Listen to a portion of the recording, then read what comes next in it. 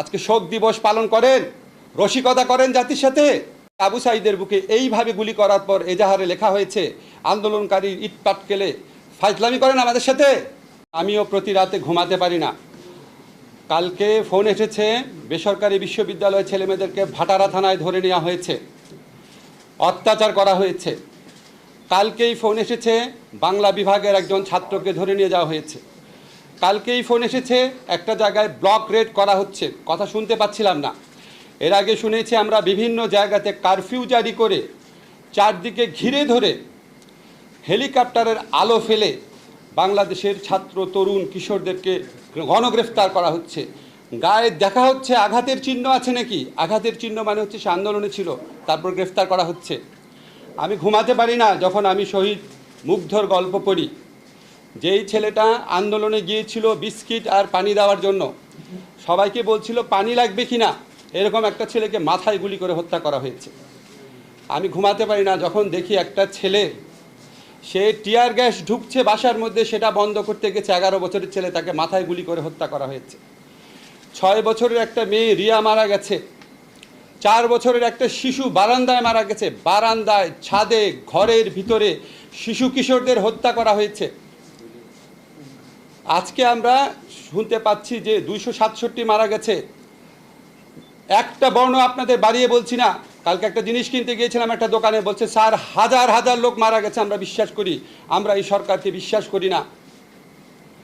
আজকে যখন এই রকম হত্যাকাণ্ডের ক্ষত যন্ত্রণা আমাদের বুকে, দেশের প্রত্যেকটা অঞ্চলে ব্লক রেড করে আমাদের তরুণদেরকে, কিশোরদেরকে, ছাত্রদেরকে গ্রেফতার করা হচ্ছে, নির্যাতন করা হচ্ছে, তখন আমাদের মনে প্রশ্ন আসে, এই সরকার কি বাংলাদেশের তরুণ, বাংলাদেশের ছাত্রদের বিরুদ্ধে যুদ্ধ ঘোষণা করেছে? এটা কি কোনো অধিকৃত ভূমি?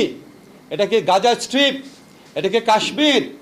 এই দেশে যে পুলিশের ইউনিফর্ম পরা লোক দেখি, এরা কি ভিনদেশি বাহিনী?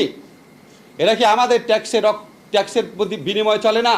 এরা কি আমাদের অর্থে লালিত না? এই অস্ত্র কি আমাদের অর্থে কেনা না? আজকে 6টা বাচ্চার ছবি যখন, শিশু বাচ্চার ছবি যখন বিভিন্ন জায়গায় ফেসবুকে দেওয়া হয়, 6টা ফুল ঝরে গেছে। বর্তমান সরকারে যারা আছেন, নাম নিচ্ছি না আপনাদের বুকের মধ্যে তো কোনো ক্রন্দন দেখি না, আপনাদের মধ্যে তো কোনো কষ্ট দেখি না। সারাক্ষণ স্থাপনা স্থাপনা স্থাপনার জন্য কষ্ট। এটা তো আমাদের টাকায় করা। আমরা কষ্ট পাবো, আমরা যন্ত্রণায় ভুগবো। আপনার তো মেট্রো রেলে চলতে হয় না, আপনারা তো রাস্তায় যাওয়ার সময় সমস্ত মানুষকে আটকে রাখেন বেআইনিভাবে। আজকে এই 6টা ফুল যে ঝরে গেছে, আজকে যে 19টা অপ্রাপ্ত বয়স্ক মানুষ মারা গেছে, আজকে 21 জনকে বেওয়ারিশ লাশ হিসেবে দাফন করা হয়েছে। আজকে কালকে দেখলাম একটা মাকে ভিডিওতে রাস্তার মধ্যে কাঁদতে কাঁদতে আছড়ে পড়ছে যে আমার ছেলেটা কোনো আন্দোলনে ছিল না, বাজার করতে গেছে, তাকে গ্রেফতার করা হয়েছে। এই সরকার কি সমস্ত তরুণ কিশোরদেরকে গ্রেফতার করবে? আপনারা যে লক্ষ লক্ষ তরুণ কিশোর ছাত্রের বিরুদ্ধে দাঁড়িয়েছেন, তাদের অভিভাবক আছে, তাদের পরিবার আছে, তাদের সমব্যথী মানুষ আছে। 71 সনের যুদ্ধে আমরা প্রমাণ করেছি, বাংলাদেশের হৃদয়ে গুলি করা হলে বাংলাদেশের প্রতিটা ঘর সেই যুদ্ধে যোগ দেয়।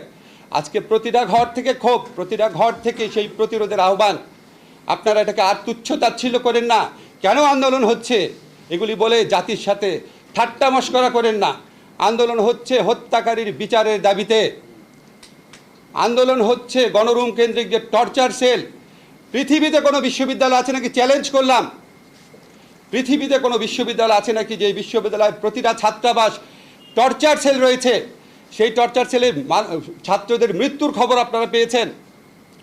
জোর করে কৃতদাসের মতো গেস্টাপো বাহিনীর স্টাইলে সেখানে অত্যাচার করা হয়। এগুলি তো মিথ্যা কথা না, দিনের পর দিন পত্রিকাতে এসেছে।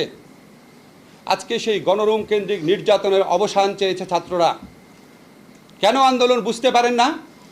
যেই উপাচার্য প্রক্টররা তাদের প্রতিরোধ করতে, তাদের প্রতিরক্ষা দিতে ব্যর্থ হয়েছে, জাহাঙ্গীরনগরে গেট লাগিয়ে দিয়েছে, এগুলো তো নতুন ঘটনা না। আজকে তাদের পদত্যাগের দাবি এসছে। শিক্ষার্থীদের অরিজিনাল যে দাবি ছিল 9 দফা, যেটা আমরা বিশ্বাস করি জোর করে চেঞ্জ করে দেওয়া হয়েছে, সেখানে দাবি ছিল যে দায়ী মন্ত্রীদের পদত্যাগ। আজকে এই দেশের তরুণ কিশোরদের বিরুদ্ধে 70-80 বছরের বৃদ্ধ গতায়ু প্রজন্মের মন্ত্রীরা তাদের বিরুদ্ধে ছাত্রদেরকে লেলিয়ে দিচ্ছে। আমাদের দেশের তরুণ সমাজের একটা অংশকে কৃতদাস এবং গণরুমে টর্চার সেলের ভিকটিম বানানো হয়েছে, আরেকটা অংশকে খুনি বাহিনী বানানো হয়েছে। এই প্রক্রিয়াতে যারা সরাসরি যুক্ত, যারা সরাসরি নির্দেশ দিয়েছেন, তাদের বিচার চেয়েছে। এটার মধ্যে অন্যায়টা কোথায়? ছাত্ররা কি বলেছে সরকারের পতন চাই? ছাত্ররা কি বলেছে নতুন নির্বাচন চাই? তারা তো এগুলি বলে নাই। আপনারা এই দাবি মেনে নিচ্ছেন না কেন? সমস্যা কি? আজকে আবু সাঈদের বুকে এইভাবে গুলি করার পর এজাহারে লেখা হয়েছে আন্দোলনকারী ইট পাটকেলে ফাজলামি করেন আমাদের সাথে। এই ফাজলামি মানুষের বুকে ক্ষত হয়ে থাকে না? কতজনকে মারবেন? আমাদের সন্তানরা আমাদের সাহস দেয় এখন, আমাদের কিশোররা আমাদের সাহস দেয় এখন। আমরাও ভয় পাই না, আমরা অত্যাচারের ভয় পাই না। এই হত্যাকাণ্ডের বিচার করতে হবে, এখানে কোনো ছাড় নাই। আজকে শোক দিবস পালন করেন, রসিকতা করেন জাতির সাথে। নাশকতার জন্য 10,000 20,000 গ্রেফতার করেছেন, 2.5 লক্ষ বলে আসামি, সম্ভবত শুধু ঢাকা শহরে। হত্যা মামলায় কয়জনকে গ্রেফতার করেছেন? আজকে আমরা পত্রিকার ফুটেজে দেখেছি ছাত্রলীগ যুবলীগের হাতে অস্ত্র চিহ্নিত করে পত্রিকায় লেখা হয়েছে ছাত্রলীগ যুবলীগ। পুলিশের হাতে ইউনিফর্ম পরা পুলিশ, জাজ্জল্যমান প্রমাণ, তাদের গ্রেফতার করছেন না। নাশকতা কে করেছে কোনো ফুটেজ তো দেখি নাই, কোনো ভিন্ন মতের দলের নেতার তো নির্দেশ দেখি নাই নাশকতা করো। হতে পারে ওনারা জড়িত আছে, কিন্তু এরকম প্রমাণ নাই এখনো। প্রমাণের আগেই 1000 গ্রেফতার করে ফেলেছেন। আর যেটা জাজ্জল্যমান প্রমাণ, মানুষের জীবন সম্পদের চেয়ে অনেক বেশি ইম্পর্টেন্ট। আমাদের প্রধানমন্ত্রী, আপনি বলেন স্বজন হারানোর বেদনা আপনি বুঝেন। সরি, আমার কাছে মনে হয় স্বজন হারানোর বেদনা আপনি বুঝেন, শুধু নিজেরটা বুঝেন। না হলে এই শত শত হত্যাকারী যারা আছে, শত শত মানুষকে যারা হত্যা করেছে, আমাদের প্রায় 100 শিশু কিশোর ছাত্রকে যারা হত্যা করেছে, 100 একটু কম হতে পারে, 70-80 জন। আপনি শ্রীলঙ্কাতে 10 জন বিক্ষোভকারীকে হত্যা করা হয়েছিল এই রাজাপাকসের বিরুদ্ধে আন্দোলনে। 10 জন বিক্ষোভকারী মারা যাওয়ার পর উনি ক্ষমতা ছেড়ে চলে গেছেন। ওনারও কম দম্ভ ছিল না, কম শক্তি ছিল না, কম সেনাবাহিনী ছিল না, কম পুলিশ ছিল না। আজকে 10 জন শুধু শিশু কিশোর মারা গেছে, শিশু মারা গেছে, শিশু। এই 10 জনের প্রায় কমপক্ষে 267 জন মানুষ মারা গেছে। আপনার পদত্যাগের দাবিতে যে সারা বাংলাদেশের মানুষ গণ আন্দোলন করছে না, এটাই তো আপনার সৌভাগ্য। সেদিকে আমাদেরকে ধাবিত করেন না, হত্যাকারীর বিচার করেন। এদেরকে আপনি বিচার না করতে পারেন, এদেরকে মন্ত্রিসভা থেকে বাদ দেন।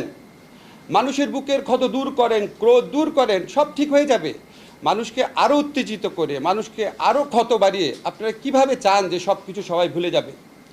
সব কিছুই যদি আমরা ভুলে যাই, তাহলে তো আমরা মুক্তিযুদ্ধ করতাম না, তাহলে তো আমরা 90-এর আন্দোলন করতাম না। এই আন্দোলনে বাংলাদেশের যত মানুষ আছে, যত ছাত্র তরুণ জনতা আছে, তারা হচ্ছে মুক্তিযুদ্ধের চেতনার প্রকৃত বাহক। যারা তাদের উপর গুলি চালাচ্ছে, যারা অপপ্রচার চাচ্ছে, নির্যাতন করছে, গণগ্রেফতার করছে, তারা হচ্ছে 2024 সনের রাজাকার। কারণ তারা গণমানুষের বিরুদ্ধে দাঁড়িয়েছে। আপনাদের সরকারের কর্মকাণ্ড দেখে মনে হয় আপনাদের বুকের মধ্যে এই প্রত্যয় জন্ম নিয়েছে যে রক্ত যখন নিয়েছি আরও রক্ত নিব, বাংলাদেশের ভিন্ন মতকারীদের নিশ্চিহ্ন করে ছাড়বো ইনশাল্লাহ। Please stop it.